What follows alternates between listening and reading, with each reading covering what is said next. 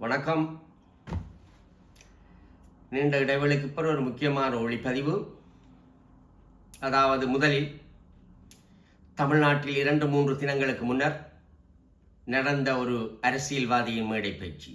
அதாவது முன்னை நாள் துணை அமைச்சர், தமிழ்நாட்டின் முன்னை நாள் துணை அமைச்சர் உதயநிதி அவர்கள் ஒரு மேடை பேச்சிலே தற்போது இருக்கும் ஜோசப் விசை தமிழ்நாட்டின் தற்போதைய முதலமைச்சர் பற்றி கூறும்போது, முதலமைச்சர் வாய் திறக்கிறார்கள் இல்லை, பேசுகிறார்கள் என்று. அவருக்கு 6 மொழி கொடுத்தா தான் பேசுவார்.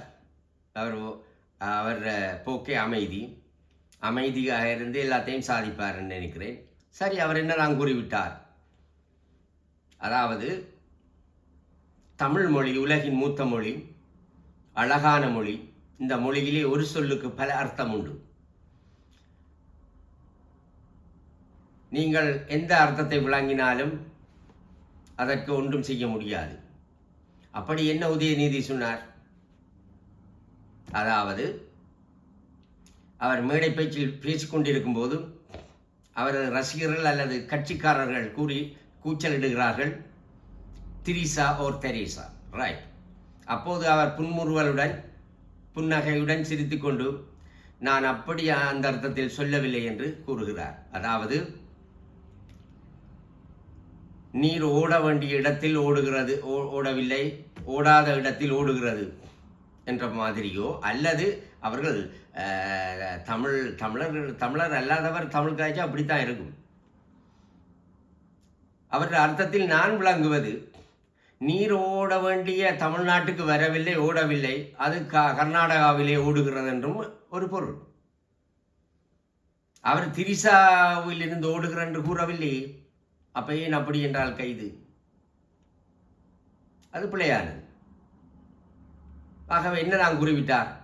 அந்த ஒளிப்பதிவை பார்ப்போம். நான் யூடியூப்பில் இருந்து சாட்டை இணையத்தில் இருந்து எடுத்த அந்த காப்பி, அதாவது எடுத்த ஒரு பகுதியை காட்டுகிறேன், பாருங்கள்.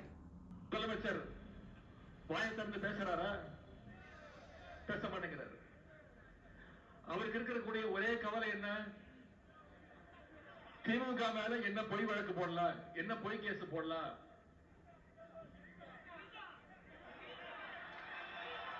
எங்க தண்ணி வருதோ இல்ல அங்க தண்ணி வரணும். காவிரி சொன்ன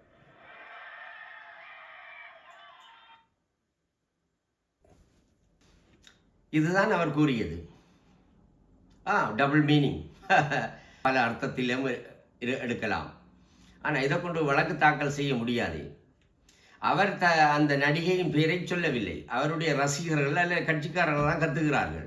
அதுக்கு அவர் சொல்றார், நான் அந்த அர்த்தத்தில் சொல்லவில்லை என்று கூறுகிறார். சரி, முடிப்போம். அடுத்து இரண்டாவது, அண்மையில், அதாவது ஒரு வாரத்துக்கு முன்னர்,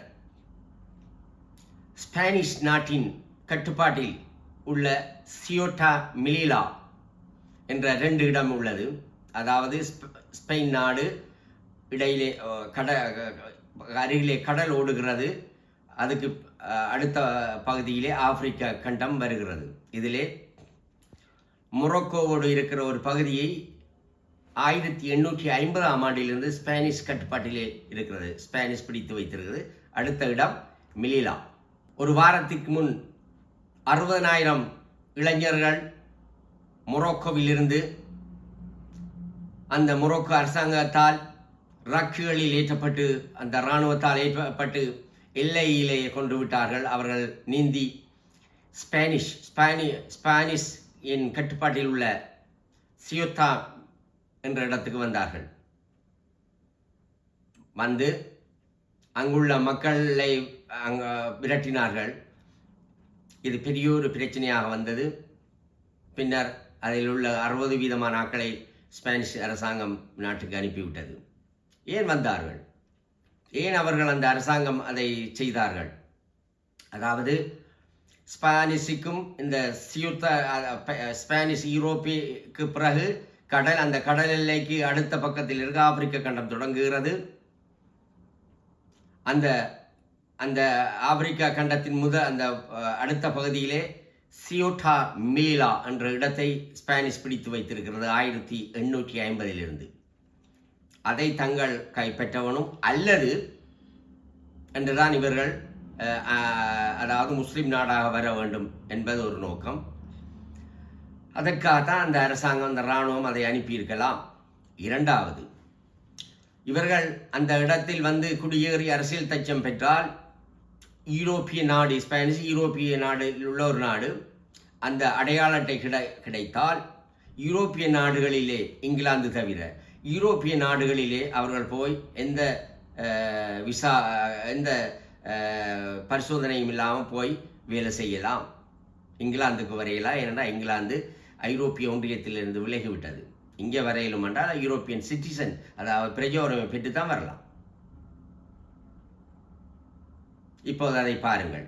Sent its military to bring the border under control, and since then it says most people have returned to Morocco voluntarily. அடுத்து மூன்றாவதாக ப்ளூ மாஸ்க். இது இப்போது துருக்கியிடம் இருக்கிறது. 1915 ஆண்டு துருக்கி கிரீஸுடன் போர் புரிந்தது. அப்போது கிரீஸினுடைய பல தீவுகளையும் கிரீஸின் ஒரு பகுதியையும் துருக்கி கைப்பற்றி கொண்டது. இந்த போர் 1922 ஆண்டு வரைக்கும் இருந்தது. அப்போது துருக்கியால் கைப்பற்றப்பட்ட ஒரு கிறிஸ்டியன் சர்ச் தான் அந்த ப்ளூ மாஸ்க். அங்கிருந்த கிராஸ், அந்த கிறிஸ்டியன் அந்த கிராஸை அகற்றிவிட்டு அவர்கள் தங்களுடைய பிறையை வைத்திருக்கிறார்கள், அதாவது வர்ணம் பூசி பெயிண்ட் அடித்து. இப்போ அது அழகாக வெள்ளையர்களால், கிரீஸ் மக்களால் டிசைன் பண்ணி நல்ல ஒரு ஆர்கிடெக்ட் மெத்தட் படி, அந்த முறைப்படி அழகாக கட்டப்பட்ட கிறிஸ்தவ தேவாலயம்தான் அந்த ப்ளூ மாஸ்க். இப்போது பாருங்கள், ஏமாந்த பிரிட்டிஷ் ஸ்டாமர் அரசாங்கம் அவர்களுக்கு அழகான கிறிஸ்டியன் சர்ச்சை லண்டனிலே கொடுத்திருக்கிறது. இது பிழை. இத்தோடு எனது இந்த குறு ஒளிப்பதிவை முடிக்கிறேன். நன்றி, வணக்கம்.